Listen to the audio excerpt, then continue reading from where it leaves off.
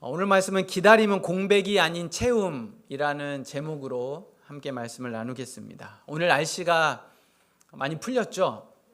이제 곧 봄이 다가오는 것 같습니다. 드디어 긴 겨울이 끝나가는 것 같죠? 우리뿐 아니라 긴 겨울을 끝내가는 한 사람이 등장합니다. 바로 다윗입니다. 사울의 칼날을 피해서 유대 광야에 10년 동안 머물러 있어야 했고, 때로는 목숨을 구걸하며 블레셋에게 망명 생활을 이어갔던 다윗의 유랑 생활이 이제 드디어 종지부를 찍었습니다. 사울왕의 전사 소식과 함께 10년 만에 이스라엘로 돌아온 다윗에게 이스라엘 백성들은 커다란 관심이 있었습니다. 왕으로 기름 부음 받은 다윗이 이제 어떻게 행동할까? 어떻게 복수할까? 자신을 그렇게 힘들게 하고 자신을 죽이려 했던 사울의 남은 사람들을 어떻게 대할까?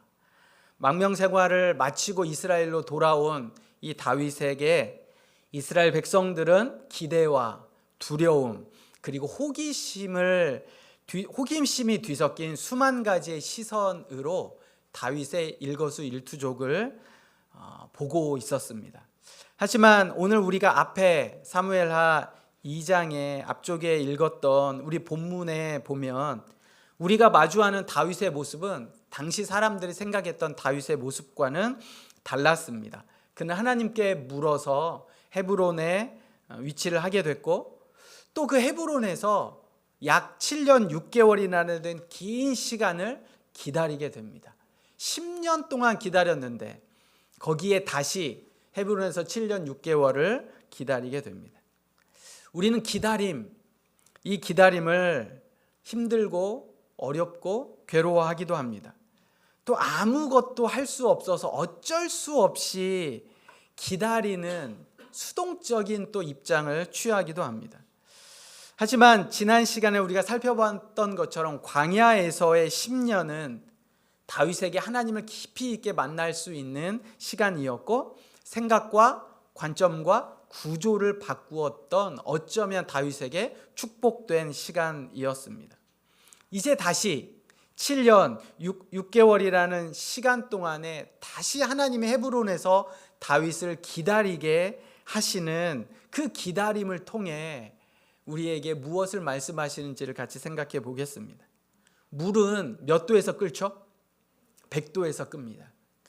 0도에서 대략 한 90도까지 사실 큰 변화가 없어 보입니다. 그렇지만 0도에서 90도까지 이르는 동안 물은 끊임없이 열을 흡수하고 에너지를 비축합니다. 이 기다림이 없이는 물은 절대 끓지 않습니다. 사람들의 눈에 다윗은 어떻게 보였을까? 특별히 하나님의 관점에서는 일반 사람들과 다르게 다윗을 진정한 왕으로 빚어가시는 하나님의 채우심, 오늘 우리의 말로 의하면 빌드업을 해가시는 그 시간이었습니다. 우리에게도 기다림의 시간들이 있을 수 있습니다. 내가 기도하는데 왜 하나님 응답하시지 않지? 내 인생은 왜 제자리 걸음일까? 내 안에 그렇게 수고하고 열심히 있던 시간들이 다시 리셋되어질 때, 이 시간을 우리는 낭비했나? 라고 생각하기도 합니다. 또 남들과 비교하면서 저만큼 가고 있는데 나는 뭐 했지? 이런 생각이 들 때도 있습니다. 그럴 때마다 사단은 이렇게 얘기해요. 낭비했네. 아깝다. 그런데 기억하셔야 됩니다. 하나님에게 결코 낭비는 없습니다. 아무것도 없는 것 같지만 하나님의 때에 하나님의 방법으로 여러분 한 사람 한 사람들을 단단하게 빚어가고 계셨음을 여러분 기억하셔야 됩니다. 그래서 기다림은 공백이 아니라 채움입니다. 특별히 하나님께서 무엇으로 그 헤브론에서의 시간 동안에 다윗을 채우셨는지 4가지로 같이 살펴볼 텐데, 첫 번째는 내려놓음을 배우는 시간이었습니다. 다윗도 인간이었기 때문에 10년의 기간 동안에 대한 보상에 욕심이 있었을 겁니다. 그리고 다윗뿐만 아니라 다윗을 함께 따르던 사람들은 왜 다윗을 그토록 10년 동안 쫓았을까요? 다윗을 쫓다 보면 무언가 자신에게 주어져 있는 무언가가 있을 거다라고 생각을 하며 아마 다윗을 쫓았을 겁니다. 다윗이 결정한 것이지만 사실은 그 사람들 마음, 다윗을 추종했던 사람들 마음은 다윗과 달랐을 수 있단 말이죠. 그런데 다윗은 2장 3절에 이렇게 이야기를 합니다. 우리 오늘 말씀 2장 3절을 제가 읽겠습니다. 또 자기와 함께한 추종자들과 그들의 가족들을 다윗이 다 데리고 올라가서 헤브론 각 성읍에 살게 하니라. 다윗은 이스라엘에 올라와서 그가 행했던 첫 번째 일이 그가 행했던 그리고 그를 따르던 사람들을 여러 성읍으로 분산시켰습니다. 여기에서 헤브론이라고 이야기하는 건 그 지방을 이야기하고요. 헤브론 지방에 헤브론 성도 있었지만 여러 고을들이 대략 고고학적으로 한 5개에서 7개 정도의 자그마한 성들이 있었다라고 이야기를 합니다. 이곳으로 자신의 추종자들 부하들을 분산시켰습니다. 무슨 말이에요? 지금 바로 전면적인 복수나 전쟁을 통해 왕권을 차지할 뜻이 없음을 이야기를 하고 있는 겁니다. 누구에게나 수고에 대한 보상을 바로 받고 싶죠. 그게 더 고생스러우면 고생스러울수록 반대급부로 더 많이 가지고 싶습니다. 누구도 예외가 없는 것 같아요. 다른 이야기를 할 게 아니고 목회자들의 이야기를 잠깐 해보면 자신이 개척한 교회가 조금 커졌다고 해서 그리고 자신이 개척한 교회가 어느 정도 수준에 올라갈 정도가 되면 일정한 지분을 요구하는 경우가 심심치 않게 들립니다. 물론 처음부터 그런 마음으로 목회를 하시진 않았겠죠. 그럼에도 불구하고 계속해서 자기 자신을 낮추지 않고 자기 안에 변화되어져 오는 그 마음을 내려놓지 않고 내가 죄성과 싸우지 않고 내가 했고 내 거다라는 생각들을 내려놓지 않는 한 나도 모르게 그렇게 변하기 쉬운 것이 현실이기도 합니다. 제 스스로도 제 자신이 이 말씀을 보면서 돌아보게 되고 목회도 그렇지만 성도들의 삶도 사실 마찬가지입니다. 내 생각, 내 뜻, 내 인생의 주인이 되어 내가 그것을 행하려는 마음들을 내려놓는 것 굉장히 중요합니다. 다윗에게 헤브론에서의 시간은 자신의 욕심과 계획을 내려놓고 자기의 시간표가 아니라 하나님의 시간표를 바라보게 하셨던 하나님의 일하심이었습니다. 이것을 잘 보여주는 게 신약성경의 누가복음 17장 7절에서 10절입니다. 우리 같이 한번 찾아볼까요? 신약성경 124페이지입니다.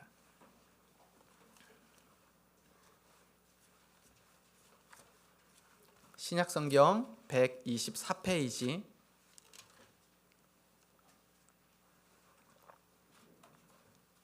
자, 누가복음 17장 7절부터 10절까지 우리 같이 한번 읽겠습니다. 시작. 너희 중 누구에게 밭을 갈거나 양을 치거나 하는 종이 있어 밭에서 돌아오면 그더러 곧 와 앉아서 먹으라 말할 자가 있느냐? 도리어 그더러 내 먹을 것을 준비하고 띠를 띠고 내가 먹고 마시는 동안에 수종 들고 너는 그 후에 먹고 마시라 하지 않겠느냐? 명한 대로 하였다고 종에게 감사하겠느냐? 이와 같이 너희도 다 행한 후에 이르기를 우리는 무익한 종이라 우리가 하여야 할 일을 한 것뿐이니라 할지니라. 아멘. 여러분 이 17장 7절부터 10절까지는요 밑줄을 다 그어 놓으셔야 돼요. 자, 특별히 무익한 종이다, 내가 할 일을 한 것뿐이다 라고 고백하는 건 그냥 나오는 게 아니에요. 사실 이 17장 1절부터 10절의 문맥을 쭉 보면 예수님이 이렇게 말씀하세요. 용서해라. 하루에 7번이라도 용서해라. 그러자 제자들이 이렇게 얘기하는 거예요. 용서하는 게 어렵기 때문에 그러면 저희가 용서할 수 있도록 믿음을 주십시오 라고 이야기를 하죠. 그러자 예수님께서 뭐라고 말씀하시냐면 겨자씨 한 알만한 믿음만 있어도 충분하다. 그럼 겨자씨 한 알과 같은 믿음만 있어도 바로 옆에 있는 뽕나무 뽕나무에게 뿌리채 뽑혀서 바다에 심겨져라 해도 그렇게 될 거다라고 믿음의 능력들을 말씀하십니다. 그리고 나서 이야기하셨던 게 이 7절부터 10절이에요. 자, 생각해보면 믿음의 능력, 뽕나무를 뿌리채 들어서 바다에 심겨져라 라고 해도 심겨질 수 있는 능력과 기적을 예수님께서 믿음을 달라고 해서 줬을 때 그 믿음이 있고 난 다음에 사람들은 어떻게 될 가능성이 있다는 거예요? 교만해진다는 거예요. 내가 뭔가 믿음과 능력을 행하고 나면 반드시 인간은 교만해집니다. 내가 한 것 같고 내 능력인 것 같고 나에게서 나간 것 같고, 그렇기 때문에 7절부터 말씀하시는 게 이거예요. 다 행하고 나서 우리에게 고백해야 되는 건 뭐예요? 나는 무익한 종이구나. 내가 해야 할 일을 한 것뿐이구나. 이건 나에게서 온 게 아니구나 라는 고백이 필요하다라고 말씀하시는 거죠. 여기까지 온 것, 내가 한 것 같고 내 능력인 것 같고 내 열심인 것 같고 내 건강, 내 직장, 내 위치, 내가 누리는 많은 것들, 사실 내가 한 것 같지만 우리가 복음성가에서도 그런 것처럼 이게 다 뭐라고요? 은혜다라고 고백할 수 있는 것, 이게 무익한 종이다 이야기를 하는 겁니다. 다윗에게 이 헤브론의 시간은 내가 한 게 아니라 하나님이 하셨음을 기다리는 하나님의 시간표를 배우는 시간이었습니다. 두 번째는 포용하고 품는 시간이었습니다. 다윗이 헤브론에서 행했던 두 번째 일은 사울의 가문을 품고 용서하는 것이었습니다. 특별히 우리가 읽었던 2장 말씀 뒷부분에 보면 다윗은 사울 왕을 장사 지낸 길르앗 야베스 사람들에게 축복의 전령을 보냅니다. 자, 길르앗 야베스. 자, 이게 뭘까요? 길르앗 야베스? 길르앗 지역에 살던 야베스 사람들이라는 거예요.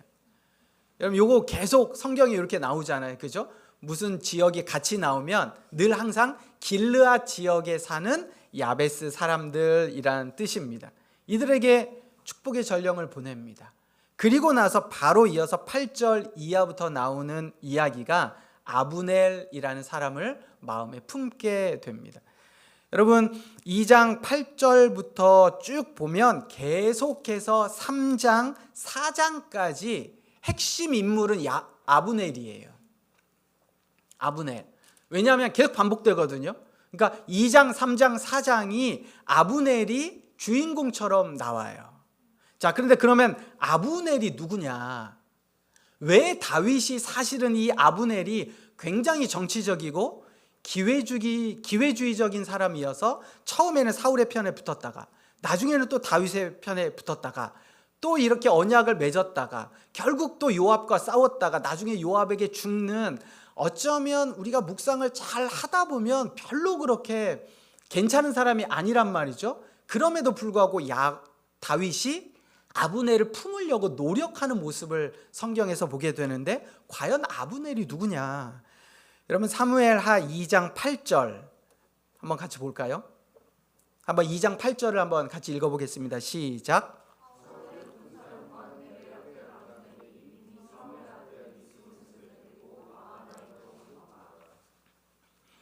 여기 보면 사울의 군사령관 넬의 아들 아브넬이잖아요.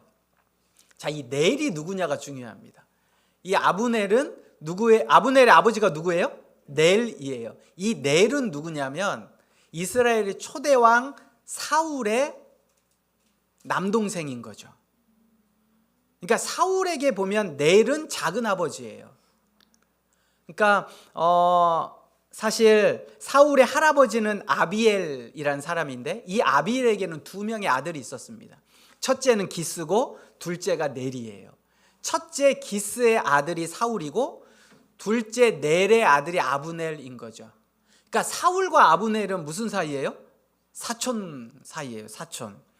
그래서 사울이 죽고 난 다음에 사무엘 하 앞부분에 이 아브넬이 중요한 인물로 나오는 건 사울 가문의 마지막 권력자였기 때문에 그렇습니다.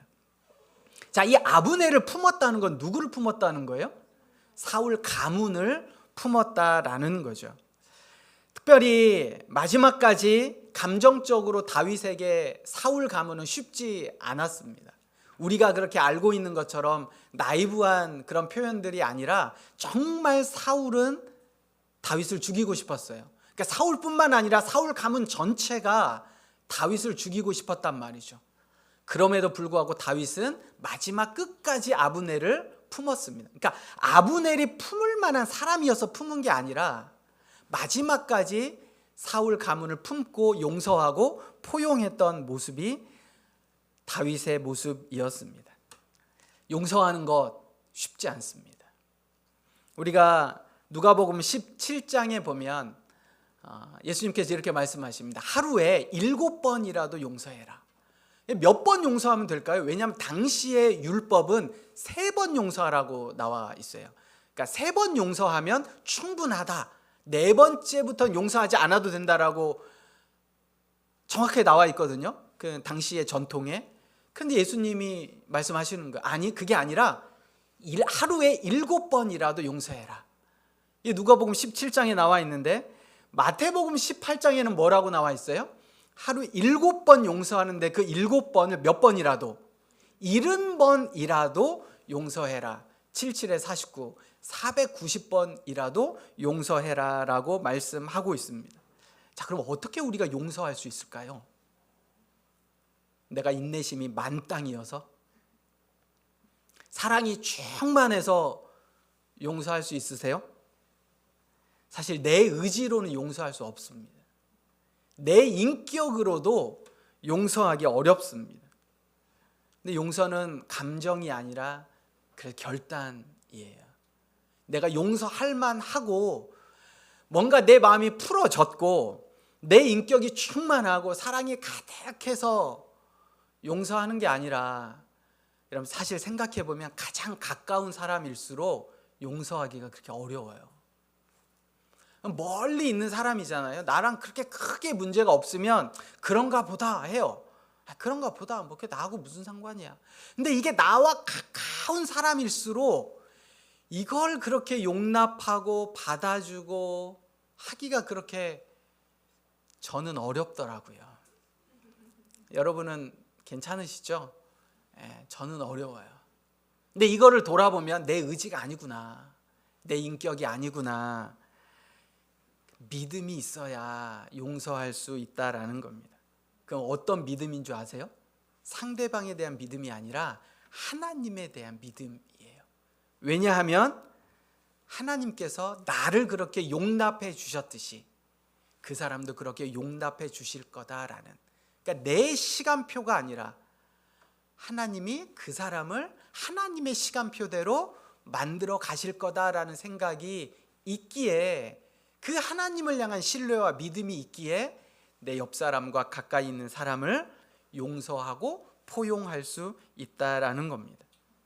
세 번째는, 헤브론에서의 세 번째는 가정을 돌보고 세우는 시기였습니다. 여러분 사무엘하 2장부터 3장까지 쭉 이어지는 내용이 뭐냐면 사울의 집안과 다윗의 싸움이에요. 전쟁에 대한 이야기를 계속 쭉 이어가거든요. 그런데 2장에서 3장을 넘어가는 그 전쟁 스토리 안에 어떤 끼워 들어오는 본문이 있냐면 3장 2절부터 5절입니다. 자, 제가 3장 1절부터 한번 읽을게요. 사울의 집과 다윗의 집 사이에 전쟁이 오래매 다윗은 점점 강하여 가고 사울의 집은 점점 약하여 가니라 라고 2장부터 쭉 되어져 있는 전쟁 이야기를 하고 있어요. 그리고 난 다음에 6절로 바로 넘어가 보세요. 3장 6절로 사울의 집과 다윗의 집 사이에 전쟁이 있는 동안에 라고 이야기하면서 계속 전쟁 이야기가 진행이 되어져요. 그런데 그 중간에 무슨 말씀이 나옵니까?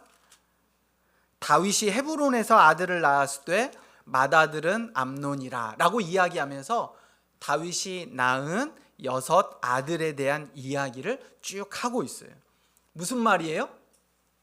중요하다는 거죠. 중요하다는 이야기입니다.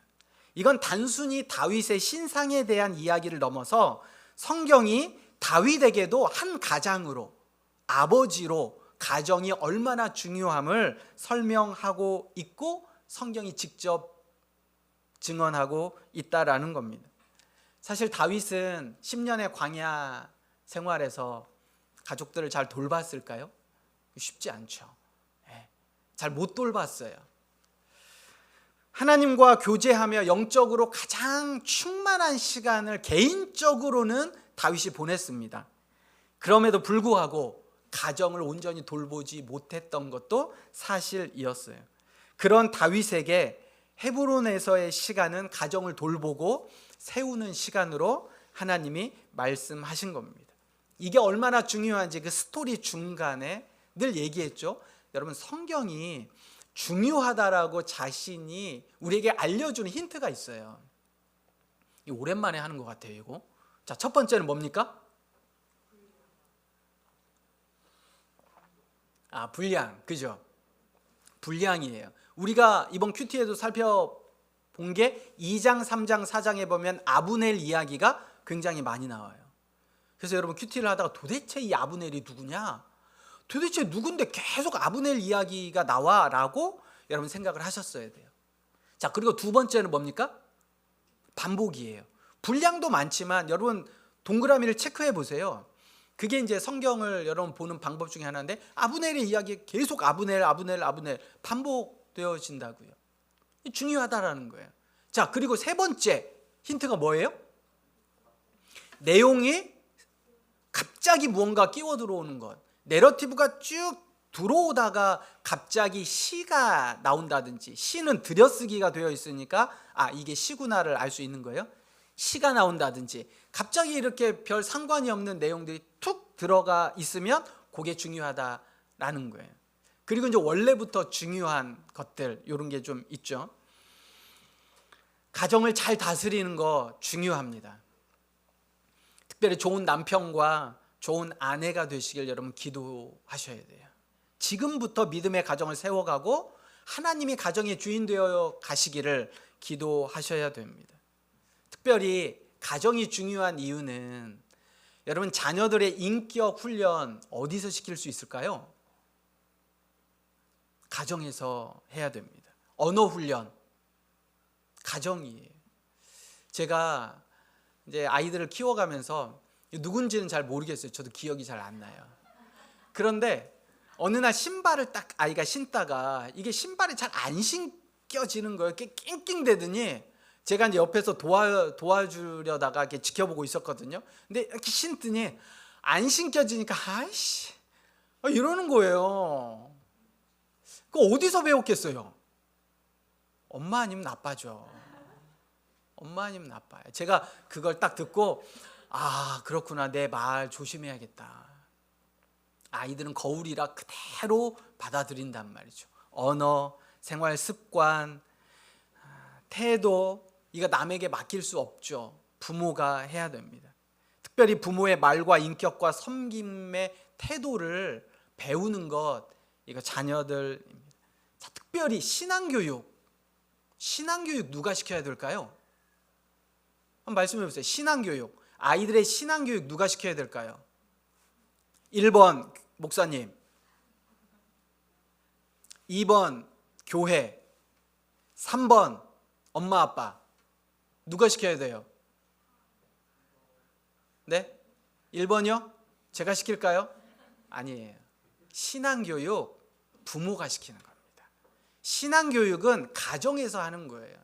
근데 오늘날 많은 분들이 교회에다 맡겨놓습니다. 유초등부, 유치부, 교회 가면 교회에서 하겠지. 여러분 생각해 보세요. 교회에서 일주일에 딱 1시간 하는데 신앙교육이 될까요? 아니요. 교회는 부모들을 교육시켜서 부모들이 어떻게 말씀으로 아이들을 양육할지를 가르쳐주고 본을 보여주는 것이 교회고요. 실질적으로 자녀들의 신앙교육은 가정에서 이루어져야 합니다. 그렇기 때문에 가정은 너무너무나 중요한 영적인 현장이에요. 영적인 현장. 다윗의 위기, 여러분 사무엘 하는 뭐라고요? 부위라고요. 사실 다윗의 위기는 어디에서 시작되어져요? 가정에서 시작되어짐을 우리가 볼 수 있습니다. 마지막 네 번째, 헤브론에서 하나님이 다윗을 훈련시켰던 네 번째는 결과가 아닌 과정이 중요함을 배우는 시간이었습니다. 다윗은 사실 이스라엘 전체의 왕이 될 만한 충분한 자질을 가지고 있습니다. 당시에 돌아가는 상황도 다윗이었습니다. 그리고 백성들의 마음도 다윗이었습니다. 전임자였던 사울의 신하들의 마음도 다윗에게 있었습니다. 그런데 아직 하나님의 때가 아니었습니다. 그래서 하나님의 때가 되지 않았기에 다윗은 어떻게 해요? 헤브론에서 올라가서 우리가 살펴본 것처럼 자기 추종자들을 분산시키게 됩니다. 그리고 사울의 가문을 품고 사울이 행했던 것들을 다시 한번 돌아보는 마음들을 다윗이 가졌습니다. 그리고 조용히 자신의 지파인 유다 지파의 헤브론만을 다스렸습니다. 몇 년 동안요? 7년 6개월 동안. 그리고 시간이 지나서 다윗의 진심을 알았던 이스라엘 지파의 나머지 지파의 지도자들이 이제 다윗에게 찾아옵니다. 그게 5장이에요. 5장 1절이 이렇게 증언해 줍니다. 이스라엘 모든 지파가 헤브론에 이르러 다윗에게 나와 이르되 보소서 우리는 왕의 한 고륙이니이다. 이게 한 가족이라는 거거든요. 누가요? 유다 지파가? 아니요. 이스라엘 나머지 모든 지파가 와서 하는 말이 당신이 우리 가족입니다. 그 전에는 그렇게 생각하지 않았다고요. 왕의 한 고륙이니이다. 같은 집안 사람들입니다. 맞기도 하죠. 왜? 이스라엘은 사실 한 집안이잖아요. 야곱을 통해서 한 집안이에요. 맞기도 해요. 그런데 지금까지는 어떻게 됐어요? 12지파로 나누어졌다고요. 그래서 다윗이 유다 지파 사람으로만 생각했는데 시간이 지나서 이들의 고백이 이제는 우리 가족이다라고 이야기를 합니다. 그리고 2절에 보니까 전에 곧 사울이 우리 왕이 되었을 때에도 이스라엘을 거스려 출입하게 하신 분은 왕이셨고 뭐가 나와요? 이스라엘이라는 단어가 나옵니다. 여호와께서도 왕에게 말씀하시기를 내가 내 백성 이스라엘의 목자가 되며 이스라엘이라는 표현이 또 나오죠. 내가 이스라엘의 주권자가 되리라 하셨나이다 라고 하며 또 이스라엘이라는 말이 나옵니다. 사실 이스라엘의 왕이 될 만한 자질이 충분했지만 다윗은 기다렸습니다. 자기가 먼저 내가 이걸 하겠다. 내가 이만한 자질이 있고 이만한 능력이 있고 돌아가는 상황도 사울은 죽었으니 내가 이스라엘의 왕이 될 만한 사람이야 라고 자기가 먼저 나섰다면 갈등과 어려움이 있었겠죠. 그런데 그 시간 묵묵하게 헤브론에서 7년 6개월 동안을 자신이 겸손하게 결과가 아닌 과정을 배우는 시간들을 보냈습니다. 그리고 났더니 7년 6개월이 지나서 나머지 사람들이 오면서 하는 얘기가 이제 당신은 우리 가족입니다. 그리고 이제 이스라엘을 다스려 주십시오라고 이야기를 하는 거죠. 마태복음 25장 14절에 보면 달란트 비유가 나옵니다.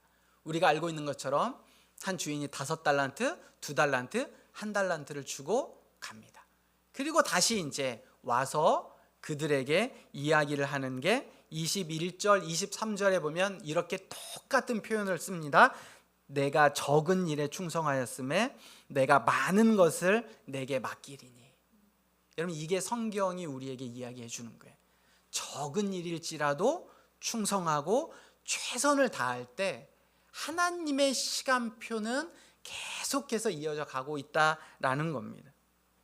작은 일에 충성한 자, 작은 것에 최선을 다한 자, 그리고 그것을 배우고 익히며 갔던 것이 바로 헤브론에서의 7년 6개월의 시간이었습니다. 그리고 나서 성경 사무엘하 3장 1절 우리 같이 한번 읽어볼까요? 밑줄을 좀 잘 그어 놓으세요. 3장 1절은 사무엘하 3장 1절 우리가 읽으면서 어떤 단어가 중요할지 한번 그 단어가 나오면 동그라미를 한번 쳐보세요. 아셨죠? 자, 우리 같이 한번 읽습니다. 3장 1절 시작. 사울의 집과 다윗의 집 사이에 전쟁이 오래매 다윗은 점점 강하여 가고 사울은 점점 약하여 가니라. 아멘. 자, 여기서 중요한 표현과 단어가 뭘까요?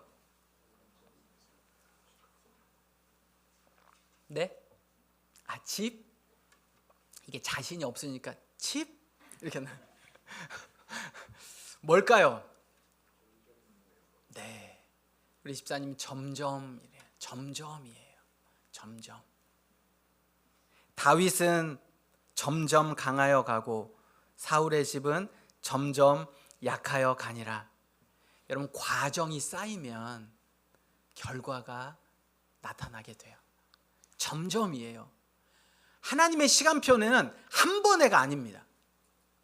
기다리는 거예요. 그러면서 그 점점 그 과정을 통해 하나님이 가르쳐 주시고 배우게 하신다는 사실입니다. 말씀을 정리합니다. 나의 생각과 지식과 경험을 내려놓고 하나님 앞에 무익한 종이라, 해야 할 것을 한 것뿐이라 라고 고백한 것을 배우는 삶, 그것이 하나님이 기뻐하시는 그리스도인의 삶입니다. 용서하고 있는 모습 그대로 품는 것, 누군가를 용서하고 품는 것은 내 의지나 내 안의 인격이나 내 안의 사랑이 충만해서가 아니라, 그렇지 않음에도 불구하고 그것이 하나님의 뜻이기에 나를 거스려 순종하기로 결단하는 것, 그것이 하나님이 기뻐하시는 그리스도인의 삶입니다. 가정은 너무나 귀한 하나님의 선물이자 일하심입니다. 가정을 온전히 세워갈 수 있기를 날마다 기도하고 또 준비하는 시간이 필요합니다. 하나님이 귀하다고 여기셨으니 내가 귀한 줄 알고 나에게 주셨으면 주신 대로, 아직 주시지 않았으면 주시지 않는 대로 정말 기도하고 준비하는 것, 이것이 바로 하나님을 기쁘시게 하는 그리스도인의 삶입니다. 나에게 맡겨진 적은 것이라도 충성하는 것. 때로는 다윗을 바라볼 때, 헤브론에서 바라볼 때 사람들이 수근거리지 않았을까요? 다윗을 따르던 사람들도 수근거리지 않았을까요? 왜 그렇지? 그런데 내 시간표가 아니라 하나님의 시간표임을 기억하고 나에게 지금 주어져 있는 헤브론일지라도 충성스럽게 최선을 다해서 섬길 때 결국 하나님의 시간표 안에 사람들을 통해 이스라엘의 왕으로 세우시는 하나님의 일하심을 믿는 것, 이것이 하나님을 기쁘시게 하는 그리스도인의 삶입니다. 다윗의 7년 6개월의 기다림은 아무것도 없던 것이 아니라, 낭비된 시간이 아니라 헤브론에서부터 차근차근 다윗을 온전하게 채워가시는 하나님의 일하심이었습니다. 사랑하는 성도 여러분, 내가 생각하고 내가 기대하는 자신의 시간표가 아니라, 보이지는 않지만 창세전부터 여러분을 향한 시간표를 만들어 가시는 그 하나님의 이끄심에 따라 순종하며 살아가는 여러분이 되시기를 소망합니다.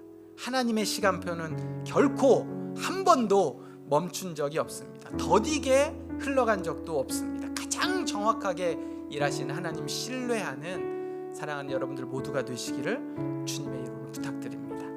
기도하겠습니다. 특별히 하나님 앞에 나의 시간표가 아니라 하나님의 시간표를, 또 헤브론에서 4가지 오늘 말씀을 기억하며 내 삶 속에 하나님이 기뻐하시는 삶, 하나님이 준비하시는 삶, 낭비가 아니라 채우시는 하나님의 역사하심을 기대하며 이 시간 함께 결단하며 기도하겠습니다. 사랑의 하나님, 감사합니다.